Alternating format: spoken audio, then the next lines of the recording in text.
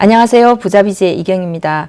코로나19가 재확산 조짐을 보이면서 하반기 창업시장에 먹구름이 드리워지고 있습니다. 8월 초만 해도 10명대 전후에 그쳤던 신규 확진자 수가 현재는 200명, 300명대에 이르고 있고 정부에서는 사회적 거리두기 2단계를 강력하게 시행하고 있으면서 3단계 격상까지 검토하고 있는 중입니다. 6, 7월 들어서 자영업자들의 매출이 향상되고 예년의 분위기를 되찾아가는 그런 모습이었는데요. 조금씩 매출이 회복되던 자영업자들은 강화된 방역 조치로 손님이 뚝 끊어지면서 불안함에 떨고 있습니다. 창업을 준비하고 있던 예비 창업자들도 갈팡질팡하고 있습니다. 사회적 거리두기 강화로 PC방까지 고위험 시설에 편입이 됐고 2단계 격상에 이어 3단계로 격상되는 게 아닌지 우려가 커지고 있습니다. 그렇다고 마냥 손 놓고 놀고 있을 수만도 없죠. 코로나 재확산 시기에 창업은 해도 되는 건지, 만일에 창업을 한다면 어떤 업종을 선택하고 어떤 전략을 짜야 하는지 많은 사람들이 관심을 갖고 있습니다. 디지털 뉴딜, 디지털 재전환이 일어나고 있기 때문에 솟아날 구멍이 없는 것도 아닙니다. 2020년 하반기 코로나 재확산기에 생각해 볼 수 있는 창업 전략과 유망업종을 알아보도록 하겠습니다. 첫째, 고위험 시설로 분류된 업종들은 사태 추이를 보면서 당분간 창업을 보류하는 것이 좋습니다. 현재 거리두기 3단계의 격상이 검토되고 있고 거리두기 2단계도 언제까지 갈지 모르는 상황입니다.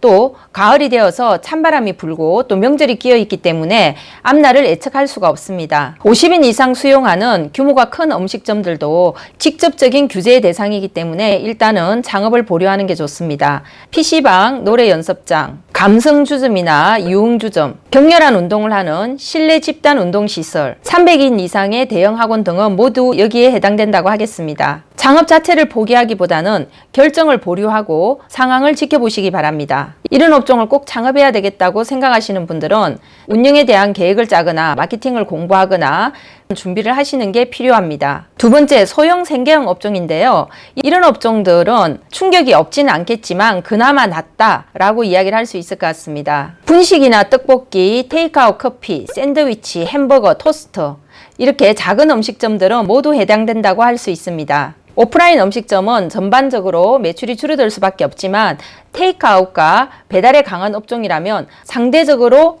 타격이 적을 수 있습니다. 다만 창업하실 때 상권의 특성에 주의를 하셔야 됩니다. 학교처럼 거리두기 2단계 하에서도 유동인구가 많이 줄어드는 상권이라면 창업할 때 신중을 기하는 게 필요합니다. 세 번째, 면역력에 강한 상품이나 관련 업종들은 유리하다고 할 수 있습니다. 코로나19 감염이 마스크 착용 등으로 강력한 예방 효과를 가진다고 하지만 기본적인 체력과 면역력이 중요하다는 생각이 확산되고 있습니다. 이 때문에 건강이나 면역력 증대에 좋은 비타민이라든지 면역력 강화식품 같은 것들, 또 건강식품이 인기가 높습니다. 건강식품 전문점이나 쇼핑몰 등은 상대적으로 유리하다고 하겠습니다. 티바 2마리 치킨의 경우 국산 마늘을 잔뜩 넣은 마늘치킨이 최근에 판매에서 호조를 보이고 있다고 합니다. 또 샐러드도 코로나19 이후에 매출이 급성장하고 있는 분야 중에 하나입니다. 샐러드 전문점인 주시 브로시 종각점의 경우 코로나 기간 동안에만 매출이 30% 이상 올랐습니다.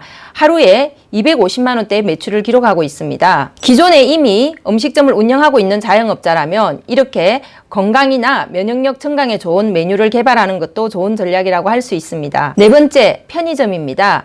편의점은 코로나19 이후에 다양한 모습으로 진화하면서 오프라인 사업의 생존 전략을 제시하는 모델이 되고 있습니다. 실제로 코로나 이후에 전반적으로 예년에 비해서 매출이 상승한 편의점 매장들이 많이 있습니다. 사람들과 마주치는 것을 싫어하는 테이크아웃 선호족들 때문에 최근에 편의점에서 출시한 고가 도시락 메뉴도 좋은 반응을 얻었습니다. 코로나19 이후 편의점들은 배달에도 적극 나서고 있습니다. GS 리테일은 고객이 주문한 상품을 일반인들이 배달해주는 우리 동네 딜리버리 서비스를 선보이기도 했습니다. 단, 편의점 창업을 생각하신다면 주의하셔야 될 것도 있습니다. 편의점이 코로나19 이후에 매출 상승 등 더 유리해진 것은 사실이지만 원래부터 편의점은 창업이 많은 만큼 폐업도 많다는 점을 감안하시기 바랍니다. 다섯 번째, 융합 시대에 유리한 장농입니다. 내년에는 식량 위기가 올 것이다.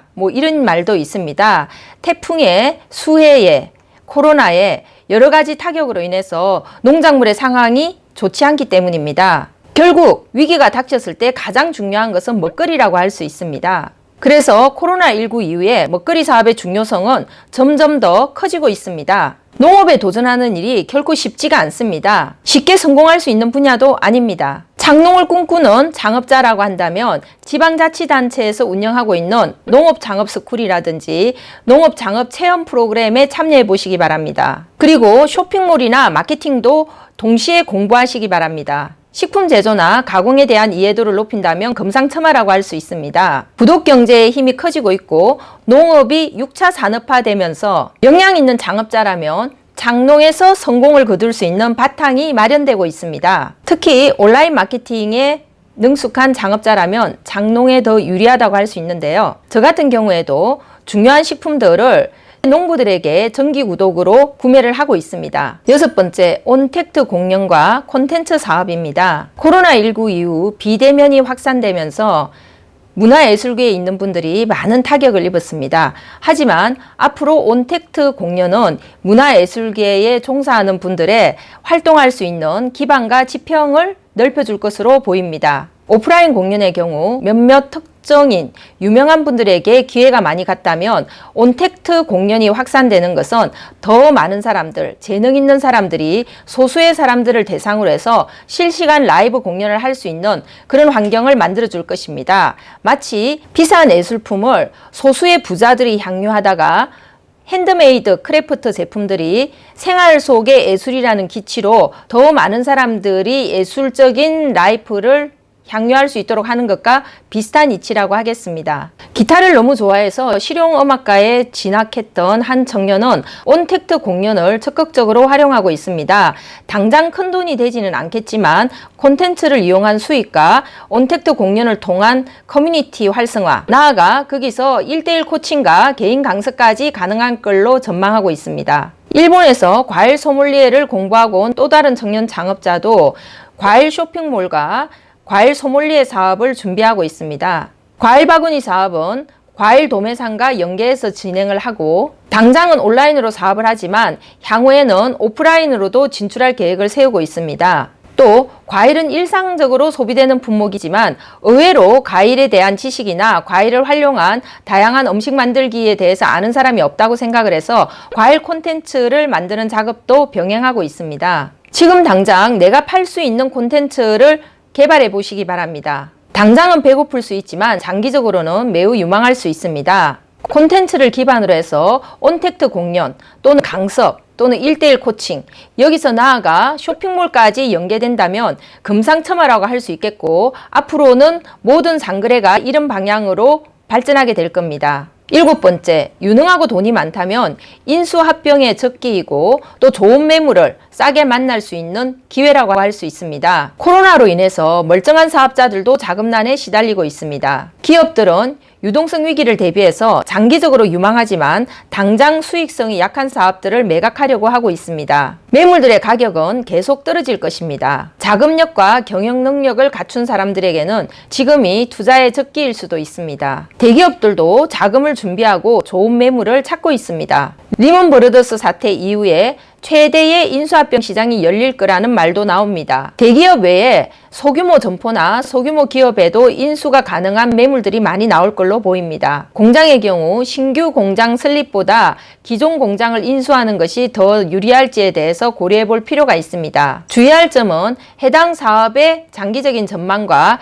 인수 후에 어떻게 운영해서 수익을 낼 것인지에 대한 명확한 플랜, 또 작은 계획을 갖춘 후에 인수합병을 해야 된다는 것입니다. 8번째, 목 좋은 점포를 찾을 수 있는 좋은 기회이기도 합니다. 불황이라고는 하지만 역량 있는 장업자들이 운영하는 가성비 있고 핫한 점포들에는 여전히 사람들이 많이 모이고 있습니다. 상권 입지가 좋은 점포를 무권리금으로 인수할 수도 있고 건물주와 공동으로 장업을 할 수도 있습니다.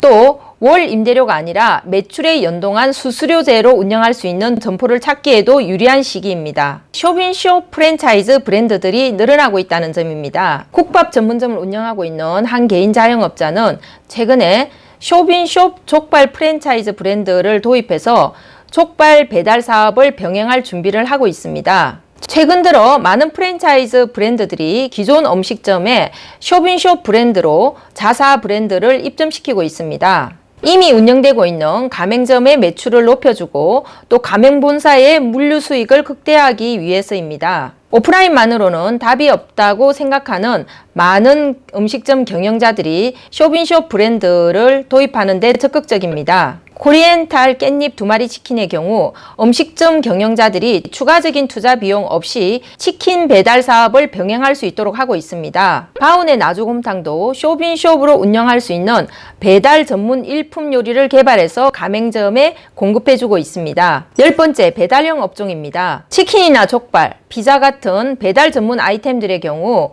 오히려 코로나19에 매출이 더 상승하고 있습니다. 최근에 BBQ 같은 경우에는 역대 최대의 매출을 기록하기도 했습니다. 브랜드별, 개인 점포별로 차이는 있겠지만 배달 음식점의 경우 전반적으로 매출이 상승하고 있습니다. 배달 음식이 다양해지면서 그만큼 경쟁도 치열하지만 전체적으로 수요도 그만큼 늘어나고 있습니다. 코로나19 이후에는 치킨이나 피자, 족발 같은 음식에서 밥이 되는 한식의 비중 또는 이탈리안식 같은 것들의 배달도 늘어나고 있습니다. 맛이 없고 가성비가 없는 음식점이라고 하면 마케팅 비용을 많이 써도 재구매가 일어나지 않기 때문에 밑빠진 독에 물 붓는 격이 될 수도 있습니다. 특히 배달만 전문으로 하는 저가 음식의 경우 배달 매출이 높아도 배달 앱 내에서의 마케팅비, 포장비, 배달 대행비 등으로 지출이 늘어나는 만큼 수익성이 약할 수 있다는 것을 감안해서 반드시 세트 메뉴 개발, 고단가 메뉴 개발 등을 통해서 대안을 마련하고 창업하시기 바랍니다. 11번째, 최소 자본으로 창업하는 노마진 창업 전략입니다. 이재명 경기도지사가 쓰나미급 대유행을 예고할 정도의 위중한 상황인데 이런 식의 무슨 창업이냐, 창업은 언감생심, 꿈도 못 꾼다, 이런 생각을 가진 분들이 있을 것 같습니다. 하지만 생계를 위해서 뭐라도 하지 않을 수 없는 그런 창업자라면 위험을 줄일 수 있는 노마진 창업에도 관심을 가질 만합니다. 최근 프랜차이즈 업계에는 가맹비, 교육비, 로얄티 모든 것들을 다 면제해주는 산무, 오무, 심지어 칠무, 노마진 브랜드들이 넘쳐나고 있습니다. 전라도의 맛집인 조선 양평 해장국, 티바 2마리 치킨, 두찜, 마린보이 코다리 1번가, 코리안탈 깻잎 2마리 치킨, 배꼽 식당, 노마진으로 창업할 수 있게 하는 브랜드들은 열거하자면 끝이 없을 정도입니다. 투자비가 줄어들면 그만큼 창업 리스크가 줄어들고 투자 수익성은 커지는 효과를 기대할 수 있습니다. 하지만 창업 투자비가 최저라고 해서 마케팅이나 경영까지 최저로 하게 되면 100점 100패라는 것을 명심하시기 바랍니다. 12번째, 라이브 커머스로 진화하는 쇼핑몰 창업입니다. 코로나19로 온라인 쇼핑몰은 진가를 인정받고 있고 너도 나도 쇼핑몰 창업에 뛰어들고 있습니다. 쇼핑몰 창업으로 당장 크게 성공을 하지 못한다고 하더라도 앞으로 대세는 온라인 쇼핑몰이기 때문에 지금 이 시기에 공부도 하고 도전도 해볼 필요가 있습니다. 네이버 스마트 스토어나 라이브 커머스 플랫폼 등을 활용해서 쇼핑몰에 도전해 보시기 바랍니다. 아무것도 하지 않는 것보다는 낫습니다. 저희 같은 회사에 연락을 하시면 쇼핑몰에서 판매할 수 있는 품목을 소개받을 수도 있습니다. 기존의 제조업체라면 자사 쇼핑몰을 만들어서 운영해 보는 것도 좋은 기회라고 할 수 있습니다. 현재 플랫폼 사업은 초융합형에서 카테고리형, 브랜드형으로 점점 진화해 나가고 있다는 점을 기억하시기 바랍니다. 지금 시행착오를 하지 않으면 나중에 후회하는 상황을 맞이하실 수도 있습니다. 13번째, 슬로우 투잡, 쉬엄쉬엄 배달하기입니다. 지금은 그야말로 배달 전쟁이라고 할 수 있습니다.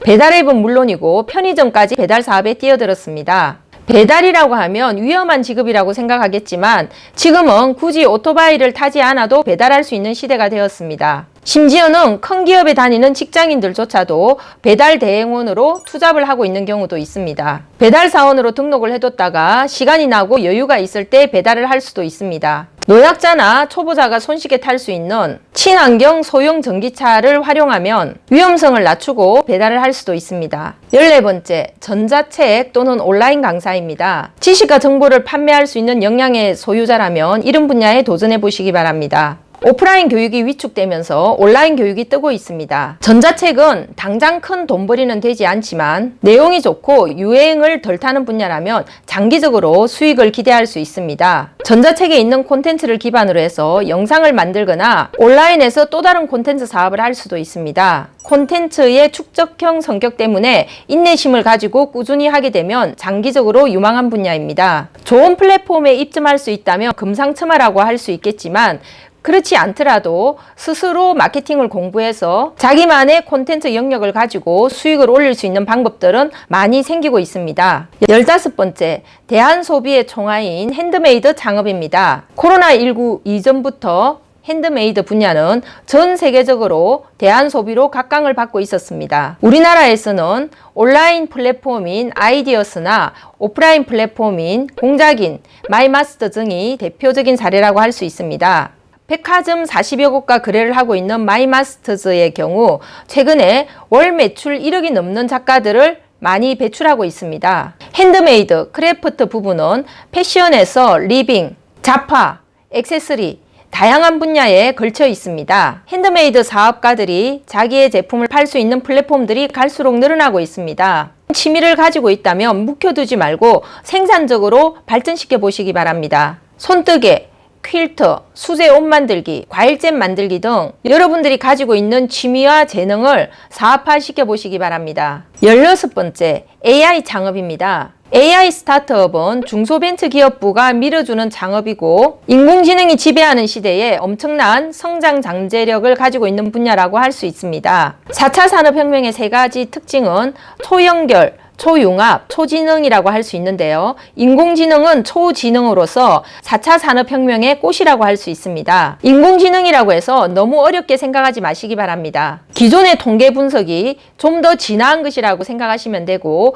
인공지능화할 수 있는 빅데이터나 알고리즘은 지금 이미 많이 나와 있습니다. 문제는 어떤 콘셉트로 어떤 분야에 적용하는가입니다. 이미 데이터를 많이 축적하고 있는 업체들이 도전할 수도 있고 기존의 데이터를 축적하고 있는 곳들과 제휴를 통해서 인공지능을 개발할 수도 있습니다. 정부는 데이터 바우처 지원 사업을 통해서 기업들의 인공지능 알고리즘 개발을 지원해주고 있기도 합니다. 또 중소벤처기업부는 AI 스타트업을 지원하는 다양한 제도를 운영하고 있습니다. 17번째, 글을 넘어 영상을 넘어 오디오 창업의 시대입니다. 4차 산업혁명 이전의 시대가 글의 시대였다면 지금은 영상의 시대입니다. 그런데 영상의 시대에서 오디오의 시대로 넘어가고 있습니다. 앞으로 영상과 오디오는 함께 성장할 걸로 보입니다. 과거에는 목소리가 좋고 선택된 몇 명의 성우들에게만 성우로 활동할 수 있는 기회가 주어졌다면 앞으로는 전 국민이 성우가 될 수 있는 그런 시대가 되었습니다. 영상은 유튜브를 통해서 이미 무르익었다고 할 수 있고 오디오는 이제 시작되는 분야라고 할 수 있습니다. 여러분들이 성우처럼 혹은 개성있고 조리있게 말을 할 수가 있다면 프리랜서나 콘텐츠를 결합한 오디오 채널 등 다양한 활동을 할 수가 있습니다. 이제 시작 단계이기 때문에 기회는 무궁무진합니다. 18번째, 큐레이팅 역량을 활용한 중개 플랫폼 창업입니다. 콘텐츠와 상거래를 결합하는 중개 플랫폼은 앞으로도 더욱 세분화되고 늘어날 전망입니다. 중개 플랫폼이 언택트 시대에 꼭 필요한 온택트 사업이기 때문입니다. 중개 플랫폼이 진화하면 인공지능으로 발전할 수 있습니다. 온라인 사업의 장점은 고객의 데이터를 모으고 가공하고 분석하기 쉽다는 것이 장점이기 때문이죠. 중개 플랫폼 창업 역시 어떤 분야에서 어떤 아이디어를 내느냐가 관건입니다. XYZ세대의 눈으로 보면 중개 플랫폼 분야는 미국의 서부 개척 시대처럼 기회가 풍부하다고 할 수 있습니다. 여기저기서 백신이 개발되고 있긴 하지만 지금은 한치 앞을 내다보기 어려운 상황입니다. 하반기에 코로나19가 대유행 단계에 진입하지 않기를 바라는 마음이 간절하지만 설령 그런 상황이 된다고 하더라도 우리가 손 놓고 있을 수는 없습니다. 기업가는 언제나 위기 속에서 기회를 찾아내고 위기 속에서 긍정의 눈으로 새로운 가능성을 발견하는 사람이라는 것 잊지 마시기 바랍니다. 여러분들 주변에 창업을 준비하거나 경영을 하고 계신 분이 있다면 이 내용을 공유해서 그분들의 성공과 성장을 도와주시기 바랍니다. 네이버에서 부자비즈라고 치시면 부자비즈가 운영하는 네이버 포스터, 또 부자비즈의 사이트, 인스타그램, 페이스북 다양한 채널을 통해서 더 다양하고 풍부한 정보를 만날 수 있습니다. 오늘은 여기까지 하겠습니다. 감사합니다.